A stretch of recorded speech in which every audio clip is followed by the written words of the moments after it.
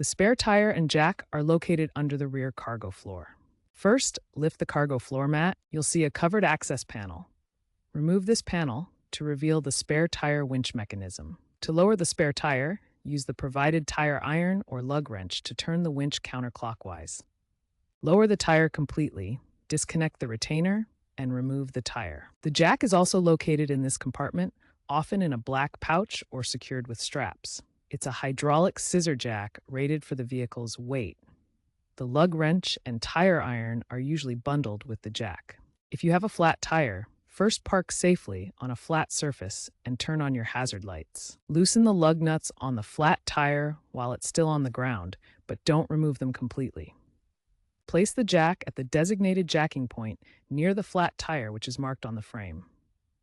Jack up the vehicle until the flat tire is off the ground. Now, fully remove the lug nuts and the flat tire. Mount the spare tire and tighten the lug nuts by hand in a star pattern.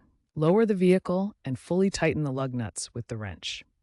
Remember to stow the jack and tools securely. Drive cautiously to a service center, as the spare tire is temporary and should not be driven over 50 miles per hour or 80 kilometers per hour.